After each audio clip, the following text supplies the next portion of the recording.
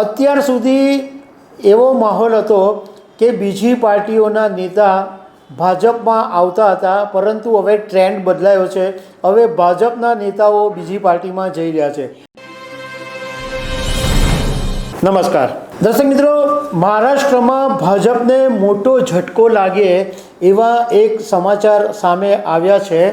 અત્યાર સુધી એવો માહોલ હતો કે બીજી પાર્ટીઓના નેતા ભાજપમાં આવતા હતા, પરંતુ હવે ટ્રેન્ડ બદલાયો છે।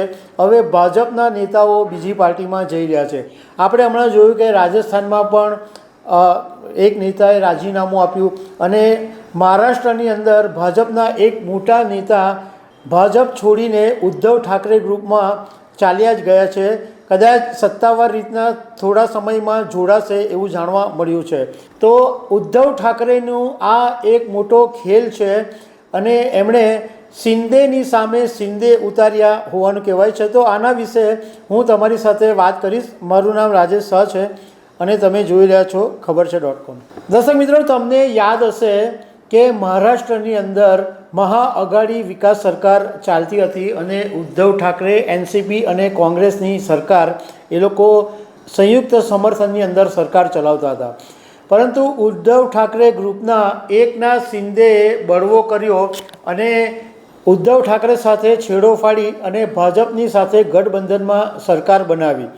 એ વાતને આજે લગભગ 3 વર્ષ થઈ ગયા છે, પરંતુ હવે એવું લાગે છે કે ઉદ્ધવ ઠાકરેનો દાવ લેવાનો સમય આવી ગયો છે। ઉદ્ધવ ઠાકરેએ હવે મહારાષ્ટ્રની અંદર ઓપરેશન મશાલ શરૂ કર્યું હોવાનું જાણવા મળ્યું છે। લોકસભા 2024ની ચૂંટણીમાં ઇન્ડિયા ગઠબંધનને મહારાષ્ટ્રની અંદર જે પ્રમાણે સમર્થન મળ્યું, જે પ્રમાણે સીટો મળી, એને કારણે ઉદ્ધવ ઠાકરે અને ઇન્ડિયા ગઠબંધન બધા જ ફોર્મમાં આવી ગયા છે। હવે મહારાષ્ટ્રની અંદર આ જ વર્ષની અંદર સપ્ટેમ્બર અથવા ઓક્ટોબરમાં વિધાનસભાની ચૂંટણી આવી રહી છે, ત્યારે બધી પાર્ટીઓ પોતપોતાના ખેલ અજમાવી રહી છે। શિંદેએ ઉદ્ધવ ઠાકરે સાથે ખેલ કરેલો, હવે ઉદ્ધવ ઠાકરે શિંદેની સામે ખેલ કરી રહ્યા છે।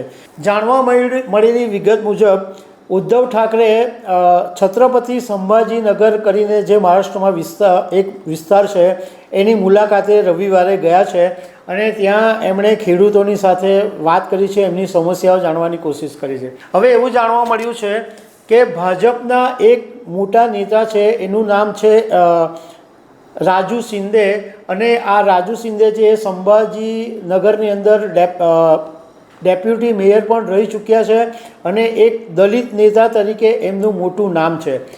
આ રાજુ શિંદેએ ભાજપમાંથી રાજીનામું આપી દીધું છે અને ઉદ્ધવ ઠાકરે સાથે જોડાવાની ચર્ચા એટલા માટે જોરશોરથી છે કારણ કે આ રાજુ શિંદે પોતે સંભાજીનગરની અંદર ઉદ્ધવ ઠાકરેના 1000થી વધારે પોસ્ટરો એમના સ્વાગતની અંદર લગાડી દીધા છે।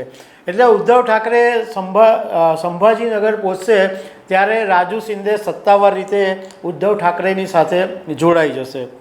આ રાજુ શિંદે છે એ મહારાષ્ટ્રના પૂર્વ વિધાનસભા સ્પીકર હરિભાઉ બાગડેના એકદમ નજીકના વ્યક્તિ છે અને ખાસું એવું એનું મોટું નામ છે।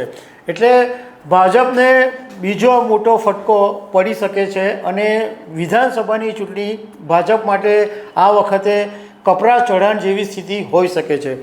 તો દર્શક મિત્રો, આવી અનેક વાતો સાથે અમે તમને મળતા રહીશું। Thank you very much.